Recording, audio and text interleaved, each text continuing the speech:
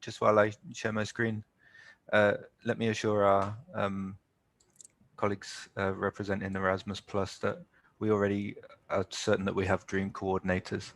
And just personally, coming here from Graz, how delighted I am to be involved in this project and to learn more about the context and the difficulties and the potential advantages that open science can bring to Ukraine.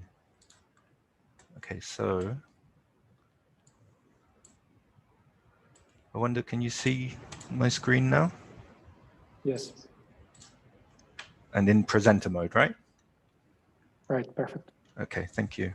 Okay, so as Alexander has already said, open peer review in particular is quite central to the OPTIMA project, and this is one of the most innovative aspects of the project, I guess. So Alexander's asked me today just to give a short introduction to the concept of open peer review in the frame of open science and kind of what it's trying to achieve, what it possibly can achieve, and what it can bring to the OPTIMA project. So to start by briefly defining peer review, we can define peer review as a quality assurance mechanism where scholarly work is scrutinized by others, and then their feedback and judgments are used to either improve works or to make final decisions regarding selection. So we associate it most obviously with publication, either in journals or books. Peer review is used, but it's used throughout academia, in fact, whether for conferences or for selecting funding allocation. And it can actually be used in a variety of contexts, including for educational resources and so on. And peer review is generally anonymous, so usually the reviewers are unknown to the authors, and sometimes the authors and the reviewers are unknown to each other. It's usually very opaque, so neither the process nor the reviews themselves are made public, so you can't actually see what processes have gone on behind the scenes, let's say. And it's usually very selective, where gatekeepers, so in the context of journals, for example, the editors are the ones who select reviewers. And so we can say then that peer review as it stands at the moment is generally a bit of a black box. We can't really see what's going on inside the process. Even some inside the process, such as authors, don't know, for example, the identities of their reviewers. And we can say then that decisions are made in the shadows. And when we put it like this, then the ways in which open science principles might be applied to peer review start to suggest themselves. And peer review is really the bedrock now of scholarly quality assurance. It's the gold standard, especially for publication, but for a lot of other processes. But it's not as old as we might think it is. In fact, journals like Nature, for instance, have only had formal processes of peer review where manuscripts are sent out to 2 external reviewers. This has only been a formal process for Nature since the 1970s. It's so ubiquitous in academia that we tend to take it for granted. It's like the sun, you know, but it is a process which is actually a lot newer than we think. And the second thing is there's lots of problems with it. It's a process that relies on human beings. And so, of course, there are problems with it of bias, accountability.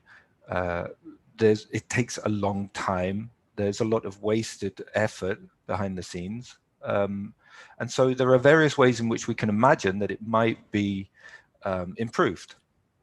And so open peer review, we should best understand as the application of open science principles and various principles to peer review systems. So principles like transparency, like participation, like collaboration.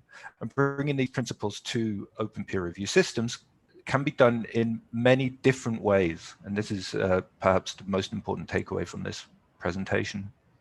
So in the personal context, I was involved in a project for open air in 2016, and I had to write a report about open peer review. And the first thing I did was try to get my head around what open peer review actually was. And I ended up realizing that very often people were talking about different things when they were talking about open peer review. And so I thought I would try to systematically define it, and I went through the literature, collected definitions, 122 definitions from various literature, and then I encoded them and found that there were actually 22 distinct configurations of 7 individual traits of open peer review, and I list them here.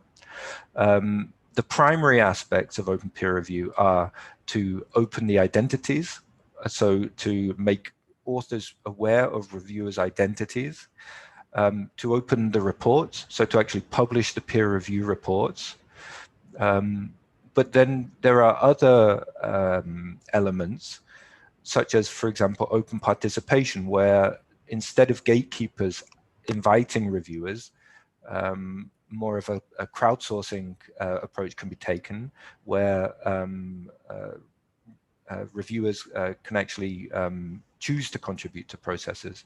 But there are also were a lot of other secondary aspects, and these are all elements which can be played around with, such as allowing more interaction either between the reviewers themselves to discuss the manuscript, or between the reviewers and the authors, to make the manuscripts available online ahead of publication, to allow commenting on final published versions, and even allow enabling open platforms, so away from kind of these monolithic systems. So you see that there are lots of different ways that we can open peer review. They don't always have to go together, and in fact many of these things can be implemented on their own. So you can allow reviewers, authors to know who their reviewers are without publishing the reports, and you can make these things open at different times in the process. So this is one of the key difficulties that we'll face in the OPTIMA project, is configuring which open peer review system would be right for this context within Ukraine, within the context of the OPTIMA project and what we want to achieve. What should be made open and when should it be made open? And this is really a first task is for us as a consortium to decide this. So just to run through some of the pros and cons of these main elements of open peer review briefly. So where authors and reviewers are made aware of each other's identities, what could the benefits be and what might the pitfalls be? So the positives, you foster increased accountability and potentially quality if you link scholars' names to their judgments. If people know that they're putting their name to something, they're identifiable, then they act in different ways. This is a long-known psychological effect. Increased transparency could help identify and avoid conflicts of interest. And there might be, because of the use of names, a more civil language and a more constructive approach to review, both in reviews and responses. But this does come with potential negatives. So without the protection of anonymities, reviewers might not give their full opinion, either just because they don't want to be nasty, or because they might fear that, especially if it's a younger researcher reviewing an older researcher's or more senior researcher's work, they might fear that it might harm their career down the road.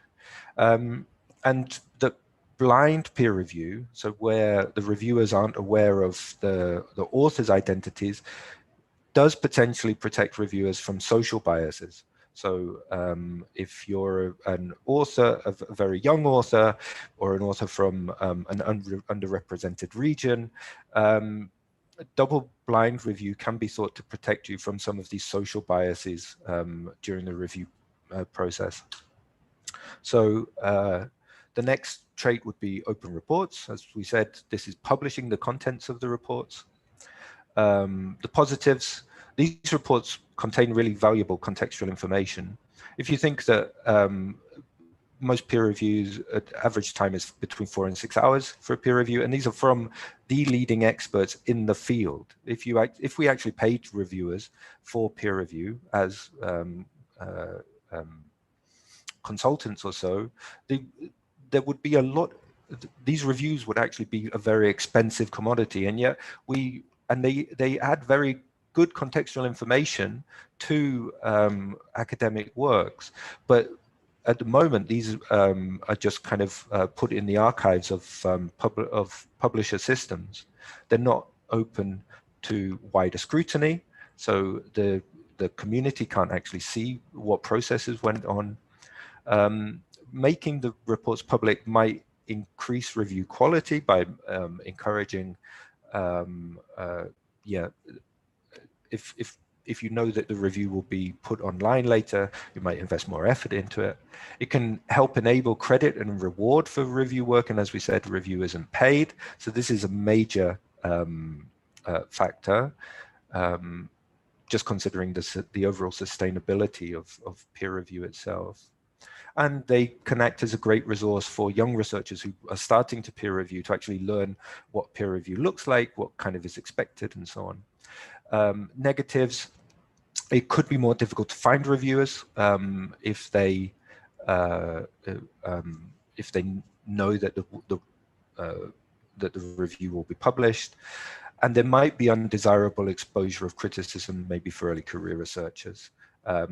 One of the nice things, especially as an early career researcher, when you get your publications, is that they appear there online, and you're very proud of them. But if they then come attached with all this criticism and kind of you kind of can see how the sausage was made, this might be a negative for some researchers.